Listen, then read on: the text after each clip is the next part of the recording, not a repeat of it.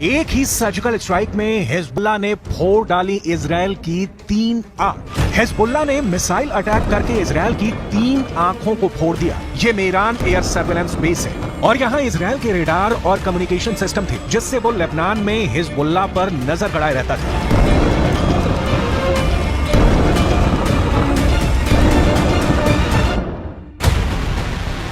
अब सैटेलाइट तस्वीर की मदद से इस लोकेशन को समझिए। लेबनान बॉर्डर पर ये है इजरायल की 3 आंख यानी 3 ग्लोब रेडार और साथ में है इजरायल के कम्युनिकेशन टावर। ये मेरान एयर सर्विलांस बेस है जिसे तैयार करने में इजरायल ने अरबों रुपए खर्च किए थे। यही वजह है कि लेबनान के हिजबुल्लाह ने इसे अपना सॉफ्ट टारगेट बनाया। बेरूत में हमास के डिप्टी चीफ सालेह अल अरूरी की मौत के बाद यह हिजबुल्लाह का इजरायल पर सबसे बड़ा हमला है।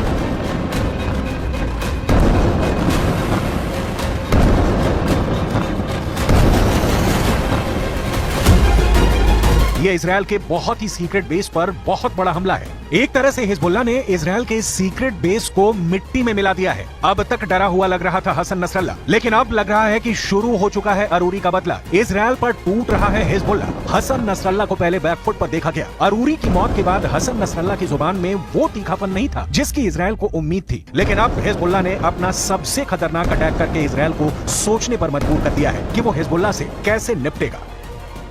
עדיין יש בג'באליה מחבלים, רק כעת הם פועלים ללא מסגרת וללא מפקדים. נתקלנו וגם ניתקל בירי רקטי ספורדי מהמרחב הזה. תקפנו אותו ונמשיך לתקוף ונמשיך להעמיק את ההישג באזורים האלה. זה דורש זמן. אין קיצורי דרך בלחימה בטרור. इस वक्त लेबनान और इजरायल के मौत वाले बॉर्डर पर हिजबुल्लाह का पूरा कंट्रोल है। हिजबुल्लाह अब ऐसी मिसाइल फायर कर रहा है जिसके आगे इजरायल के टैंक अपनी तोप रगड़ते हुए नजर आ रहे हैं। हिजबुल्लाह ने निकाली हैं 3 बहुत ही खतरनाक एंटी टैंक मिसाइल और मल्टी बैरल रॉकेट लॉन्चर। ये मिसाइल ईरान से सप्लाई की जाती रही है और ऐसी मिसाइलों का हिजबुल्लाह के पास बहुत बड़ा जखीरा है। हिजबुल्लाह 3 तरह की एंटी टैंक गाइडेड मिसाइल इस्तेमाल कर रहा है। ये है कॉर्नेट, इसकी रेंज 5 किलोमीटर तक है। ये रूस की मिसाइल है, लेकिन अब ईरान इसका देसी वर्जन देहलाविया तैयार कर चुका है और ऐसी बहुत सी मिसाइल अब हिजबुल्लाह के पास है। दूसरी है BGM-71 TOW टो anti tank guided missile. Range है 3.5 किलोमीटर। ये अमेरिका में बनी मिसाइल है, लेकिन अब इसकी नकल ईरान तैयार कर रहा है और उसने हिजबुल्लाह को सप्लाई की है। तीसरी है 85 कॉनकोर्स, रेंज 4 किलोमीटर। ये भी रूस ने बनाई है और अब ईरान में ये तोसान नाम से तैयार की जाती है। इन्हीं मिसाइलों से हिजबुल्लाह ने इजरायल के मेरान एयर सर्विलांस बेस पर हमला किया है। ये तीनों मिसाइल बहुत ही घातक है और जिस तरह से इन्होंने इजरायल के अड्डे उड़ाए हैं उससे ये बात साबित हो जाती है। हिजबुल्लाह का दावा है कि उसका हर हमला इजरायल को मुंहतोड़ जवाब है। बताया जा रहा है कि हिजबुल्लाह ने इस अड्डे को उड़ाने के लिए 60 से ज्यादा मिसाइल फायर की हैं और सभी अपने टारगेट पर लगी।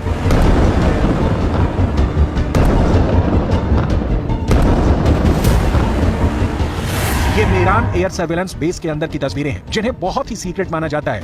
ये बेस 1967 में बनाया गया था ताकि लेबनान बॉर्डर पर नजर रखी जा सके। इसका कंट्रोल इजरायल की एयरफोर्स के पास है। इस बेस से हवाई टारगेट को भी ट्रैक किया जाता रहा है और रॉकेट और तोप के गोलों को भी ट्रैक किया जाता है ताकि लेबनान बॉर्डर से लगे उत्तरी इजरायल के इलाकों को सुरक्षित रखा जा सके। दक्षिण लेबनान और उत्तरी इजरायल के बीच जो बॉर्डर है वहाँ तनाव बहुत ज्यादा है। कब कहाँ बम फटेगा, कहाँ धमाका होगा, ये या तो हिजबुल्लाह जानता है या फिर इजरायल की सेना। वैसे यहाँ के लोगों को भी पता है कि बहुत जल्दी युद्ध का एपिसेंटर गाजा से निकलकर लेबनान तक पहुँच सकता है। यहाँ तैनात संयुक्त राष्ट्र की सेनाएं भी अलर्ट मोड पर हैं। लगातार पेट्रोलिंग हो रही है। हमास के डिप्टी चीफ सालेह अल अरूरी की मौत के बाद हिजबुल्लाह के सामने बस 2 ही विकल्प है, या तो उसे मरना होगा या उसे मारना होगा। यही वजह है कि हिजबुल्लाह ने इजरायल के अड्डों को टारगेट करना तेज कर दिया है। इस वक्त पश्चिम एशिया में युद्ध की जो आग लगी हुई है, गाजा पर बमबारी के बीच हमास और इजरायल के बीच जिस तरह की टक्कर हो रही है उसमें अब नया खतरा इजरायल और लेबनान बॉर्डर का भी है। यहाँ भड़के शोले अब युद्ध की इस आग को 10 गुना भड़का सकते हैं और अब दुनिया में सिर्फ 4 लोग इसे कंट्रोल कर सकते हैं। पहले इजरायल के प्रधानमंत्री बेंजामिन नेतन्याहू, दूसरे हैं ईरान के राष्ट्रपति इब्राहिम रईसी, तीसरे हैं अमेरिका के राष्ट्रपति जो बाइडेन और चौथे हैं यूरोप से लेकर अमेरिका तक सबको हिला देने वाले रूस के राष्ट्रपति व्लादिमीर पुतिन। इस वक्त सबसे ज्यादा एक्टिव ईरान है। खासकर किरमान में आतंकी धमाकों के बाद ईरान ने हिजबुल्लाह और यमन के हूथी विद्रोहियों को चौकन्ना रहने के लिए कहा है। ईरान ने इन दोनों मिलिशिया तक पहले ही इतने हथियार पहुंचा दिए हैं कि अगर इजरायल ने गाजा पर बमबारी नहीं रोकी तो हिजबुल्लाह और हूथी दोनों इजरायल पर बम बनकर फट सकते हैं। ये बात नेतन्याहू भी जानते हैं। הנחתה את צה"ל לצאת למלחמה כדי לחסל את החמאס, להשיב את חטופינו ולהבטיח שעזה לא תהיה עוד איום על ישראל. אסור לעצור את המלחמה עד שנשיג את כל היעדים הללו.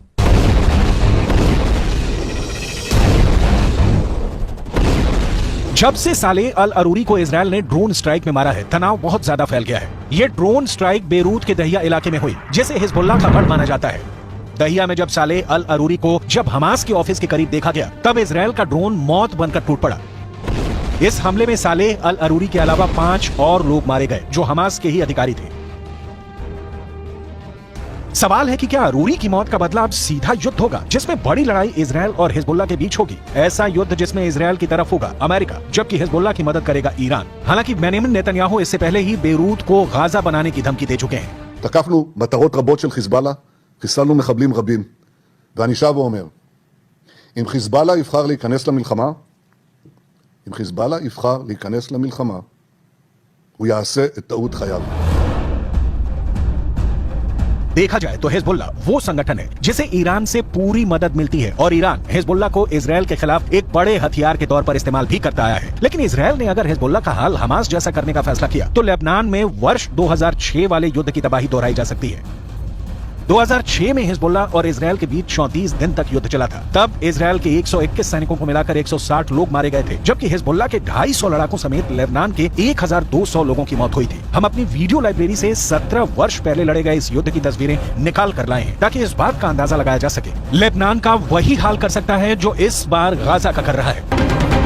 इसलिए हिजबुल्लाह को नेतन्याहू की धमकी को बहुत गंभीरता से लेना होगा, क्योंकि इजराइल अब बेरूत को दूसरा गाजा बना देगा। ये वो साफ साफ कह रहा है। इजराइल जानता है कि अरूरी की मौत ने उसका एक दुश्मन खत्म किया है, लेकिन कई और दुश्मन उसके खिलाफ तैयार हो चुके हैं। हमास के चीफ इस्माइल हानिया ने भी कह दिया है कि इजराइल को अरूरी के मर्डर की कीमत चुकानी होगी। अरूरी की मौत से इजराइल के 3 बड़े दुश्मनों को बहुत जोरदार झटका लगा है। पहला झटका हमास को लगा है, क्योंकि सालेह अल अरूरी इस्माइल हानिया के बाद हमास में दूसरा सबसे बड़ा नाम था। दूसरा झटका ईरान को लगा है, क्योंकि सालेह अल अरूरी ने ही सीरिया में युद्ध को लेकर हिजबुल्लाह और ईरान के साथ आए मतभेद को दूर किया था।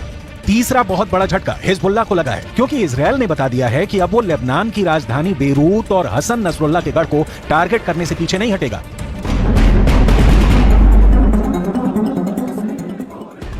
इस वक्त गाजा के बाद वेस्ट बैंक में भी युद्ध के हालात बनते नजर आ रहे हैं। सालेह अल अरूरी की मौत के बाद वेस्ट बैंक में प्रदर्शन शुरू हो गए हैं। सड़कों पर हजारों लोग इजराइल के खिलाफ उतर आए हैं। हालात ऐसे हैं कि इजराइल को अब अपनी ड्रोन फोर्स को वेस्ट बैंक के ऊपर एक्टिव करना पड़ा है। देखा जाए तो वेस्ट बैंक इजराइल के खिलाफ 5वां मोर्चा है। इससे पहले गाजा की लड़ाई है, हिजबुल्लाह से लड़ाई है, हूथी से युद्ध का खतरा बढ़ता जा रहा है। इराक में ईरान समर्थित हश्द अल शाबी ने अमेरिका के ठिकानों पर हमले बढ़ा दिए हैं। अरूरी की मौत के बाद ये मोर्चे और मजबूत होंगे, इसमें कोई शक नहीं। ये युद्ध फैला तो समझ लीजिए कि बहुत से देश इसकी चपेट में आ जाएंगे।